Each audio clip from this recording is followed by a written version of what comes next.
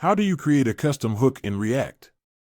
To create a custom hook in React, you can simply define a JavaScript function that uses built-in React hooks or other custom hooks, and then export it for use in other components. The function name should start with use to follow the naming convention of React hooks. Custom hooks can encapsulate complex stateful logic and allow it to be reused across multiple components. Here is an example of a custom hook that uses the useState hook. JavaScript. Import useState from React. Function useCounter, initial value. Const count setCount equals useState, initial value. Const increment equals setCount, count plus 1. Const decrement equals setCount, count 1. Return count increment decrement. Export default useCounter. This custom hook called useCounter takes an initial value and returns an array of count, increment, and decrement functions. It can be used in any component by importing it and calling it like any other React hook. JavaScript. Import useCounter from /useCounter. Function counter. Const count increment decrement equals useCounter 0. Return div. Button on click equals increment / button. Span count / span. Button on click equals decrement / button. /div. In this example, the counter component uses the useCounter hook to manage its state and update the count value. What is the difference between useMemo and useCallback in React? UseMemo and useCallback are both hooks in React that can be used to optimize the performance of functional components by memoizing values or functions respectively. The difference between the two is that useMemo memoizes a value and returns it, while useCallback memoizes a function and returns a memoized version of that function. In short, useMemo is used to memoize a value, while useCallback is used to memoize a function. What is the difference between useEffect and useLayoutEffect in React? The main difference between useEffect and useLayoutEffect in React is when they are executed. UseEffect runs after the browser has painted and the user interface is visible, while useLayoutEffect runs synchronously immediately after all DOM mutations have been applied, but before the browser has had a chance to paint. Therefore, if you need to perform synchronous DOM measurements or modifications before the browser paints, you should use useLayoutEffect.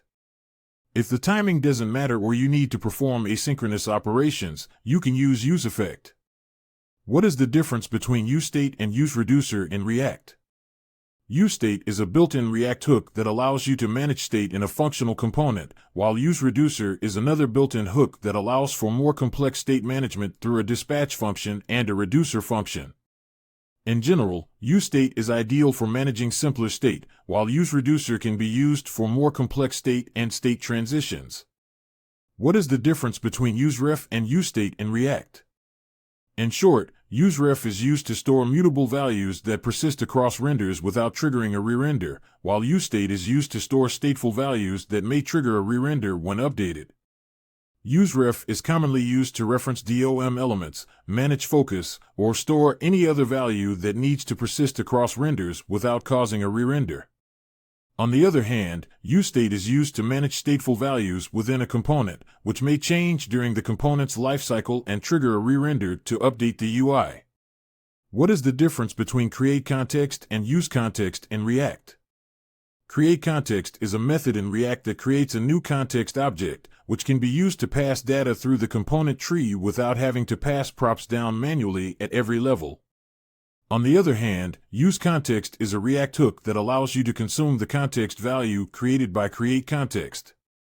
It allows you to access the nearest context value of a specific context type and subscribe to its changes from a functional component. In summary, createContext creates a new context, while useContext consumes the context value created by createContext. What is the difference between props and context in React? In React, props are used to pass data from a parent component to a child component, while context is used to pass data down the component tree without having to pass props manually at every level. In short, props are used for one-way communication from parent to child, while context is used for one-way communication from ancestor to descendant without the need to pass props down through every level of the component tree. What is the difference between server-side rendering and client-side rendering in React? Server-side rendering, SSR, is the process of rendering a React application on the server and sending the generated HTML to the client. In SSR, the server generates the initial HTML markup and sends it to the client, which can then be displayed before the JavaScript code is loaded and executed. Client-side rendering, CSR, is the process of rendering a React application on the client side, typically in a web browser. In CSR, the browser downloads the initial HTML and JavaScript files, which are then executed to render the UI. The key difference between SSR and CSR is where the rendering occurs. With SSR, the initial rendering occurs on the server, while with CSR, it occurs on the client.